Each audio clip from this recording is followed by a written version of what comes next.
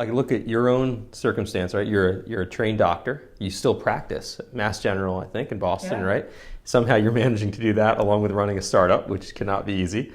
And I'm just wondering, you created this in partnership with the Peace Corps. That was your first big partnership, I guess. For those who are watching this, who are thinking this connects with what their organization does or their own work, what are you looking for next? Like, where are you planning to take this? What kind of partners do you need? Partnerships for Seed Global Health include, for example, the Mass General Hospital Center for Global Health is one of our flagship academic partners. They're helping us in terms of electronic resources for our volunteers and the counterparts. Some of their educational models we're working with to be able to expand within our own model. But building, an example would be corporate partners, both through funding or through in-kind donations.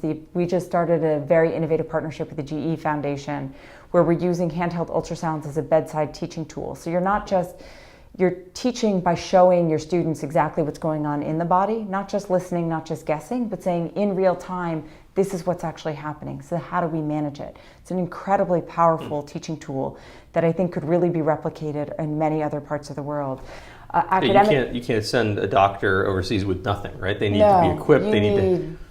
Exactly. You can't resuscitate a child without a bag mask to resuscitate with. So those sorts of partnerships around education and enhancing the tools of training are very powerful partnerships. We actually send our volunteers over. Seed Global Health provides stipend debt relief to our volunteers.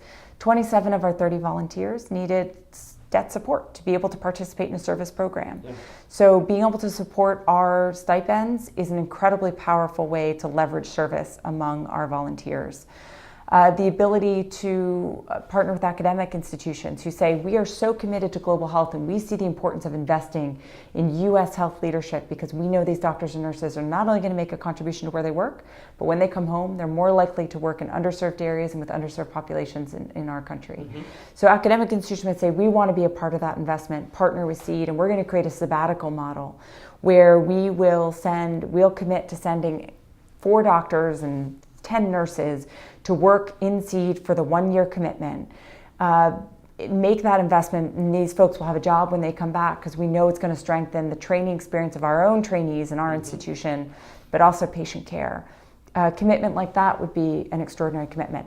We could partner with other governments. It'd be wonderful to work with the Norwegian or the French governments to say, we want to send French doctors and nurses to Cameroon or to Senegal, to the Francophone speaking countries, as their commitment to helping to build health. But to really emigrate this model outwards would be incredibly powerful in terms of building true healthcare capacity that'll be lasting in these countries. Well, capacity building has been the mantra in development for a long, long time, but it's really hard to do.